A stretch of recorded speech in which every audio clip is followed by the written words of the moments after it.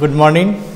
आज मैं आप सबके बीच स्फेरिकल ट्रायंगल के जो इम्पोर्टेंट क्वेश्चन हैं जो LNMU के या किसी भी यूनिवर्सिटी के अदर यूनिवर्सिटी के एग्ज़ाम में बार बार आते हैं उसका सॉल्यूशन लेकर आया हूँ।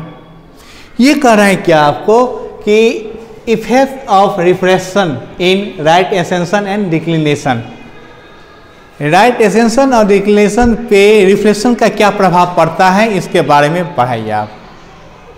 देखिए सबसे पहले क्या क्या हम तो यह एक सेलेसियल स्फीयर लिए, सेलेसियल स्फीयर है जिसमें आप जानते हो कि ये जो है आपका NS ये क्या है, होरिजन है, और ये TR जो है आपका ये आपका क्या है, इक्वेटर है।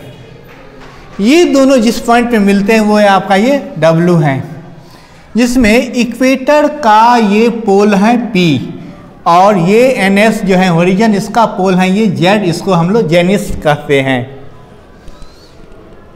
मान लीजिए आप ये जो एक रेड सर्कल है जो P से आ रहे हैं और यहाँ पे ये इक्वेटर पे क्या है परपेंडिकुलर है, उस पे क्या है आपका स्टार है, यहाँ पे स्टार है आपका, ऐसा आपका स्टार है जिसका पोजीशन ओरिजिनल पोजीशन, लेकिन रिफ्लेक्शन के कारण ये आपका इसका न्यू पोजीशन यहाँ आ गया, S' पे हो गया। अब इससे इसमें राइट एसेंशन और डिक्लिनेशन में क्या प्रभाव पड़ता है इस पे देखिए। तो हमने क्या लिखा यहाँ, let us suppose that S be the original position of the star and S' be is position on Z' by the reflection, reflection के कारण जो पोजीशन होता है स्टार का न्यू पोजीशन वो इस प्रकार है कि दोनों के बीच में दूरी आपका ये है k tan जीटा, इसको हम लोग जीटा कहते हैं। जीटा क्या हुआ, जीटा है आपका एपरेंट जेनिस डिस्टेंट, Z से लेकर S' की दूरी है आपका, ये क्या है जीटा है। तो एक कंडीशन हमको ये मिला, ये दोनों न्यू पोजीशन जो है स्टार का वो रिफ्लेक्शन के कारण जो न्यू पोजीशन आया है वो और पुराना ओरिजिनल पोजीशन दोनों के बीच की दूरी होता है आपका k tan जीटा। फिर देखिए हमने क्या किया, मान लिया कि H क्या है, आवर एंगल है स्टार S का, डेल्टा क्या है डिक्लिनेशन है S का, और अल्फा क्या है आपका राइट एसेंशन है S का। आप देख रहे हैं यहाँ पे S का कोऑर्डिनेट हम क्या लिए हैं, अल्फा डेल्टा लिए हैं।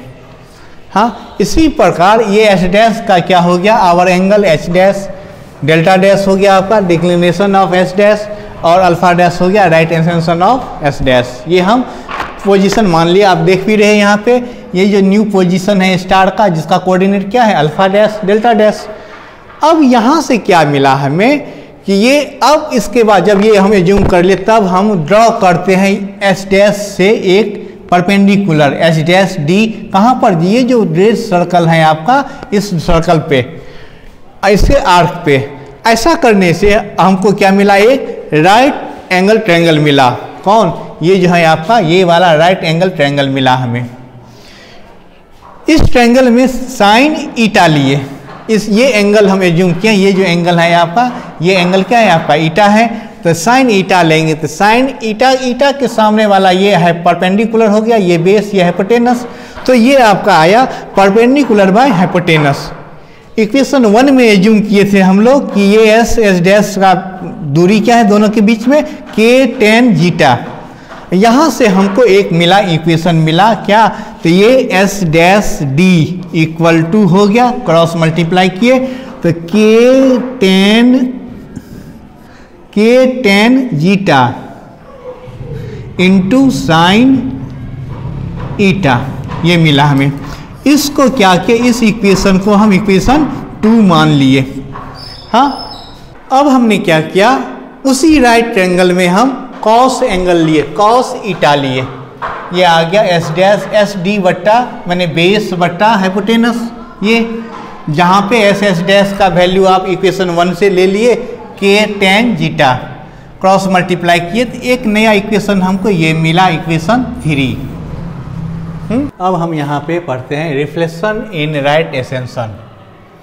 रिफ्लेक्शन इन राइट एसेंशन जो होता है, मैंने राइट एसेंशन में रिफ्लेक्शन पे क्या प्रभाव होता है, ये राइट एसेंशन आप देख रहे हो ये है, ये लाइन स्टार के कारण, स्टार एस के कारण क्या है, गामा ए। गामा क्या हो गया, गामा आपका पॉइंट है जहाँ पे इक्वेटर और इक्लिप्टिक मिलते हैं, ये इसको हम पॉइंट ऑफ एराइज भी कहते हैं। तो गामा से ए ये दूरी आपको मालूम है अल्फ़ा है, और गामा से बी ये दूरी आपको मालूम है अल्फ़ा डैश है। तो दोनों में जो अंतर होगा अल्फ़ा डेल्टा अल्फ़ा, ये अल्फ़ा डैश माइनस अल्फ़ा। तो गामा से बी में से माइनस हो गया गामा से ए, आया क्या आपका ए बी। ये ए बी क्या है, ए बी जो आया आपको, ये ए बी क्या है, ग्रीड सर्कल आर्क जो है उसका आर्क है। ये ग्रीड सर्कल आर्क जो पैरेलल हैं, स्मॉल सर्कल आर्क ये किसके पैरेलल हैं, एस डैश डी के पैरेलल हैं, small circle arc S dash D. हाँ, तो यहाँ से इसको जो लिखेंगे ए बी बराबर हो जाएगा S dash D sec S dash B. S dash B क्या हुआ, एस डैश से बी की दूरी यहाँ पर ये डेल्टा डैश है, तो यहाँ आ गया डेल्टा डैश। तो ये एस डैश डी का फॉर्मूला, ये इक्वेशन 2 में जो हम पढ़े थे वो रख दिए, वो आ गया आपका के टेन जीटा साइन ईटा सेक डेल्टा डैश। ये क्या है आपका, ये रिफ्लेक्शन है किसमें, रिफ्लेक्शन इन राइट एसेंशन, ये आ गया आपका। इसके बाद है आपका रिफ्लेक्शन का प्रभाव डिक्लिनेशन पे क्या होता है। ये हम लिए हैं डेल डेल्टा, यहाँ पे डेल डेल्टा क्या है आपका, delta dash minus delta, delta dash ये जो न्यू पोजीशन है स्टार का, वहाँ से बी की दूरी, और डेल्टा क्या है आपका ओल्ड पोजीशन, ओरिजिनल पोजीशन जो है स्टार का, वहाँ से ए की दूरी। दोनों को न्यू में से ये माइनस किए, माइनस करने पे आपका आ गया ये देख रहे हो आप बी से एस डैश की दूरी ये, और जनरली क्योंकि ये है क्या बहुत बड़ा ग्रेट सर्कल है उस पर है, तो सिमिलरली ये किसके बराबर हो जाएगा, तो ये जो डी से लेकर ए की दूरी है उससे बराबर।